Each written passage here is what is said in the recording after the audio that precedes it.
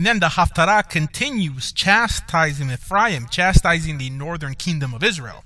It reads in Perek Yud Gimel Pasuk Yud Daled, Miyad shuefdem mimavet egalem, achi devarecha mavet achi katavcha, shel nocham yisater meinai. From the power of the grave, or what some translate as hell, I would save them. From death I would redeem them. But I will speak with you of death. I will cut you off to the grave. Comfort will be hidden from my eyes. Now, there has been a lot of controversy surrounding the word Sheol on what could that term possibly mean. Does it just mean death or the grave? Or can it possibly also be referring to hell itself? And friends, I think that this might be a good time to discuss the concept of hell in Judaism. Does it exist? Do Jews believe in it? And most importantly, is it mentioned or sanctioned in Torah? First of all, the only word used to justify the concept of hell in Torah is the word Sheol, or at least how it's understood nowadays. Many are probably wondering about the word most commonly used in the Jewish world for hell today, which is the word Gehenna. And in case you're Israeli, Azazel never means hell in the Jewish Bible, nor by Chazal.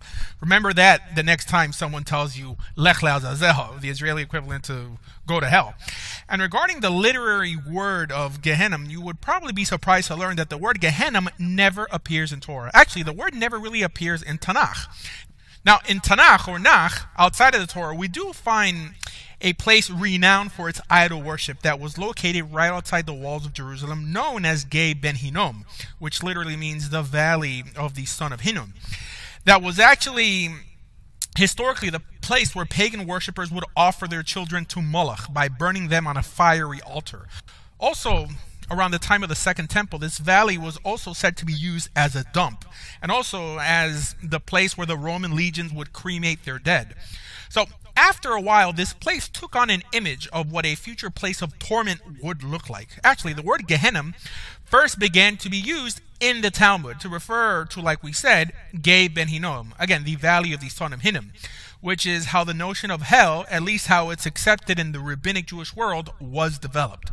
Now, the notion of Gehenna in the rabbinic world was never understood to be a place of eternal damnation, but rather only a place where a Jew would spend a maximum of 12 months so that he or she could in a way purify themselves before entering Gan Eden, before entering paradise.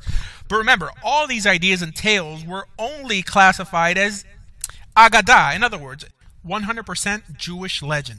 They were in no way obligatory beliefs. In other words, friends, they are 100% disposable. But regardless, this notion of Gehenna later had incorporated into it the idea of saying Kaddish for the dead, that, as they teach, gets your relative out of Gehenna quicker, an idea you must know appears nowhere in Tanakh nor the Talmud.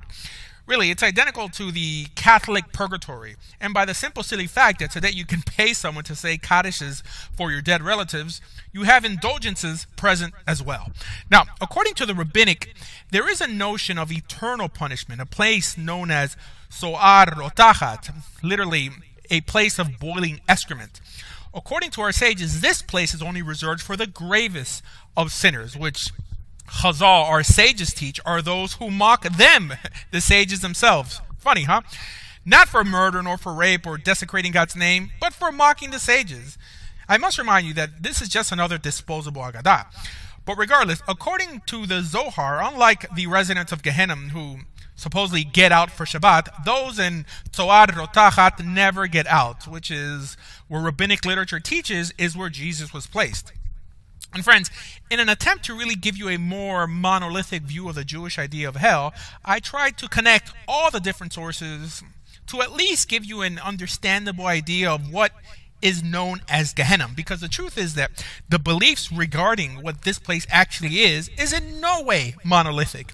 In other words, every rabbi had a different understanding of what it was and what really happens there. And regarding Sheol, the term really just means grave in Tanakh. And a few references made to it by our sages usually always compares it to Gehenna itself, mainly because it typically always leads to it. However, we cannot deny that in Tanakh the term 9 out of 10 times refers only to where the dead reside, many times described even having a gate, which would actually make me assume that it is just another word for a family grave, or the tomb equivalent, where the bones of the family dead were kept, which also typically had gates and were sometimes dug on the side of a mountain and many times even underground. So to put it all in perspective, I would say that Sheol is the place of the dead, literally, like we said, the family grave. But within Sheol, you have either Gehenna, which is the place of punishment, or Gan Eden, the place of rest or reward or paradise. So ultimately, what does this tell us about hell in Judaism? Friends, it teaches us that the details regarding it were all made up by many different individuals from virtually no relevant biblical sources. So what am I saying? Well, basically, everything you ever heard about hell, at most, was just made up from those sources, or at least only appears in Agadot within Jewish literature, which is Jewish legends, which I don't have to tell you, do not bind you in any way to believe it. And friends, the idea, even of the Christian notion of hell, was just built off of the many Jewish and even pagan stories about the supposed place of torment.